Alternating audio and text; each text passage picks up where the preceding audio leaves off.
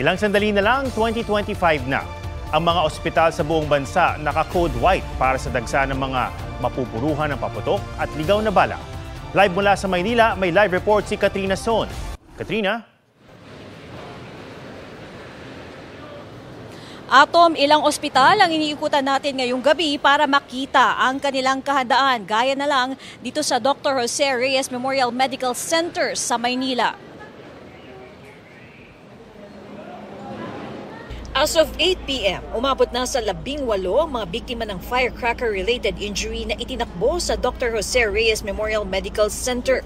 Mas mataas ng 43% kumpara noong isang taon. Nangunguna sa mga dahilan ng firecracker injury rito sa JRRMMC ay mga paputok na King Kong at 5-star. Inaasahan daw nilang madaragdagan pa ang mga isusugod dito pagsapit ng hating gabi.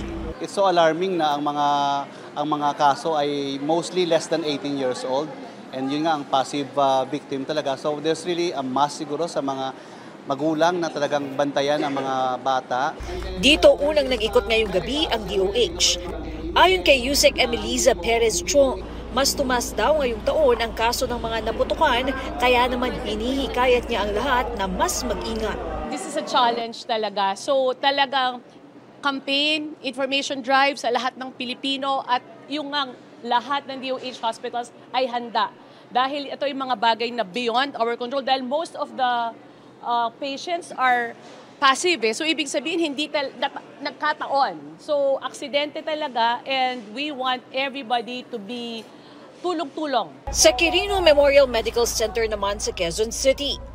Andito ako ngayon sa treatment room ng QMMC at handang-handa na raw sila sakaling dumagsa ang mga pasyente mamaya ng mga firecracker-related injuries. Katunayan, nakasterilize na daw ang lahat ng kanilang mga gagamiting mga instruments. May mga itlog na rin dito para sa Watusi ingestion cases. Sa buong buwan ng Disyembre, isa pa lang ang naitalang kaso rito sa QMMC. Biktima ng quitis ang pasyente. Pero hindi pa rin daw sila nagpapakampante. Buong buo yung pwersa ng mga residente, ng mga consultants natin dito sa Quirino sa paghahanda at sa katunayan naka-code white kami. Atom, balik naman dito sa JRRMMC. As of 11:05 ay umakyat na sa 24 ang bilang ng mga biktima ng paputok rito sa ospital. At yan na muna ang latest na way maging ligtas ang inyong bagong taon. Balik sa iyo, Atom. Maraming salamat, Katrina Son. Hindi lang mga kaso ng naputukan sa salubong 2025 ang tumaas. Sa hiwalay na datos, may halos 20 na ring kaso ng walang habas na pagpapaputok ng baril. May report si Sandra Aguinaldo. Mula December 21, 12 na ay sinugod na biktima ng paputok sa East Avenue Medical Center. Kumpara sa 3 kaso lang noong nakaraang taon.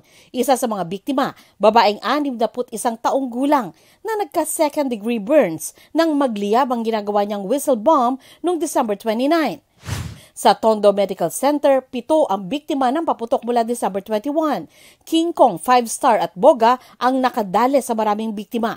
Gaya ng isang pasyenteng tinamaan ng Boga na nagkalapnos sa hita at binti. May mga dinala ring pasyenteng na aksidente o tinamaan ng bala. Ang ilan sa kanila nakainom. Nagpapagaling naman sa bahay sa Naik, Cavite ang 10 taong gulang na lalaking lapnos din ang balat dahil sa pinaglaroang Boga noong December 27. Hanggang ngayong alas 6 ng umaga, 188 na ang naitalang fireworks-related injuries ng DOH. 52% na mas mataas kumpara sa 124 cases noong 2023.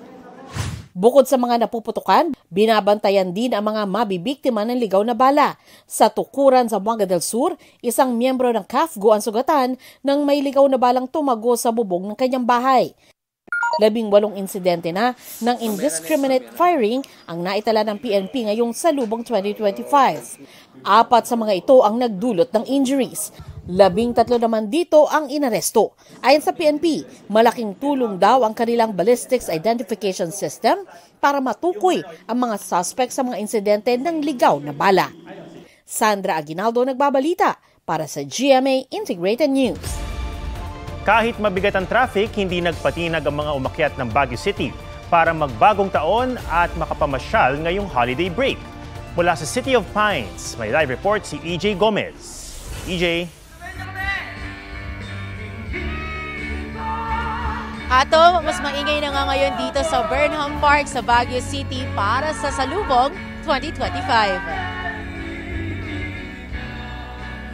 Tuloy-tuloy ang kasiyahan dito sa pag-concert ng Baguio City LGU sa Melvin Jones Grandstand. Susundan ito maya-maya lang ng inaabangang fireworks display.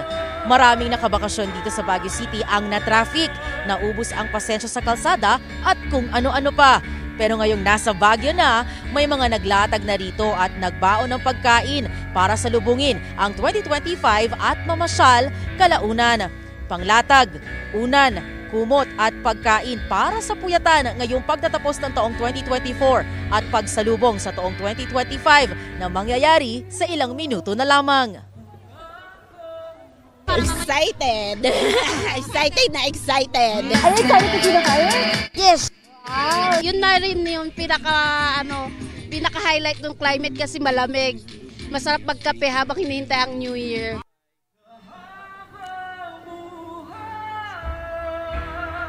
Pamorningan ng araw ang ilan sa mga turista dito sa Melvin Jones, dito nga sa Burnham Park, Baguio City para sa masayang salubong sa bagong taon. Mula po rito sa City of Pines, Happy New Year po sa inyong lahat. Balik sa iyo, Atom. Happy New Year at maraming salamat, EJ Gomez. Marami na ring beachgoers ang magbabagong taon ngayon sa Boracay. Ang kanilang aabangan doon, alamin sa live report ni John Sala ng GMA Regional TV. John? Atom, excited na nga ang mga narito ngayon sa isla ng Boracay para sa New Year countdown at syempre sa inaabangang engranding fireworks display maya-maya lang dito mismo sa beachfront ng isla. Dumoble nga ang bilang ng mga dumagsa ritong magsasalubong sa 2025. Karamihan sa mga turista pinili talagang mag-New Year sa Boracay para ma-experience din ang kakaiba at memorable na New Year sa isla. Kagaya na lang ng New Year countdown at fireworks display. Di gaya ng mga nakaraang taon na maambon ng New Year's Eve, ngayon ay maayos naman ang lagay ng panahon. 11 mga hotel at establishments ang nagtulong-tulong para ma-level up ang countdown. Pero bago ang countdown, syempre, kanya-kanyang party muna ng mga turista sa mga establishments. May mga nag-merrymaking na. May iba namang naglibot sa isla ng may kasamang bandang tumutugtog. May ilan namang piniling manood ng fire dance performances at syempre may mga nag-chill sa resto bars habang nakikinig sa mga reggae music o relaxing music. Atom, halos napupuno na nga ngayon ang beachfront dito sa isla ng Boracay dahil sa inaabangang fireworks display na ayon nga sa local government unit ng Malayaklan ay puno raw ng sorpresa. Yan ang latest dito sa isla ng Boracay. Happy New Year sa inyong lahat. Balik sa inyo, Atom. Happy New Year at maraming salamat, John Sala ng GMA Regional TV. Nagsasaya ngayon sa Pasay ang mga kababayan natin para sa salubong 2025 Kapuso Style. Ang latest sa star-studded GMA Countdown sa live report ni Jamie Santos. Jamie!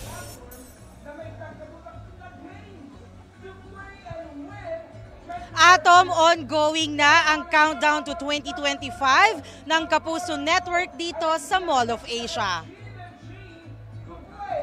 Todo bigay ang Kapuso stars na naunang nag-perform sa Kapuso Countdown to 2025 Isa sa Puso, gaya nina Sanya Lopez, Kailin Alcantara at Isabel Ortega. Kaabang-abang din ang performances nina P-Pop Kings SB19, Julie Ann San Jose at Raver Cruz. Si 2024 MMF Best Supporting Actor at Lolong Star Ruru Madrid ang isa sa mga host ng program. Pagpatak ng 12 midnight ng January 1, 2025, isang bonggang fireworks display ang masasaksihan. Rain or shine, hindi natinag ang mga kababayan natin dito sa Pasay sasalubungin ang bagong taon. Mahigpit na seguridad ang pinatutupad sa palibot ng venue.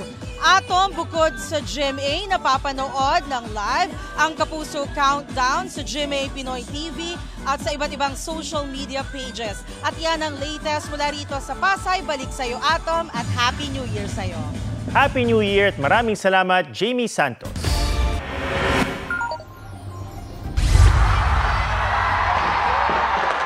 2025 na sa ibang bansa na unang sumalubong ang New Zealand. Sinundan niyan ng muling pagningning ng Sydney Harbour sa Australia. Sa Brazil, inaayos na ang main stage sa Copacabana Beach sa Rio de Janeiro na inaasahang daragsain ng mahigit 2 milyong turista. Habang sa Amerika, inaabangan rin ang tradisyonal na pagbaba ng Times Square Ball sa New York City.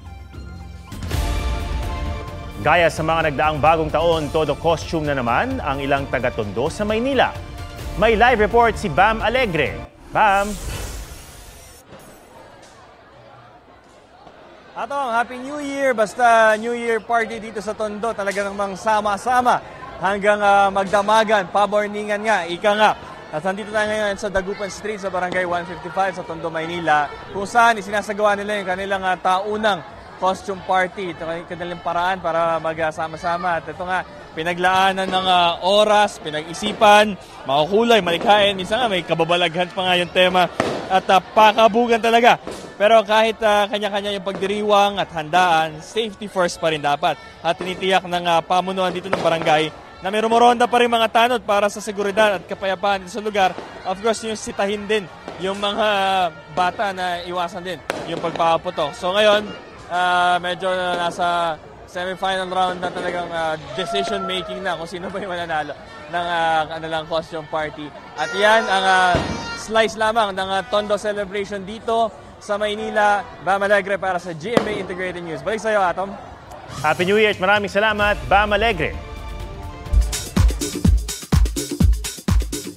Divorce ni na Angelina Jolie at Brad Pitt na settle na. Kinumpirma ito sa Reuters ng abogado ni Jolie pero hindi idinetalye ang nilalaman nito. Wala pang komento si Pitt. Ikinasal noong 2014 ng dalawa na tinawag na Brangelina ng fans mula nang maging magkasintahan noong 2005. Pero noong 2016, naghain ang divorce si Jolie dahil sa umano'y pananakit ni Pitt sa kanya at kanilang mga anak. Mariah Carey inanunsyong in the works na ang kanyang bagong album. 2018 pa ang kanyang huling studio album. Mabuhay kapuso! Happy New Year! Ilang sikat na Thai actors na napanood sa GMA Network nagpahatid ng New Year messages sa mga kapuso.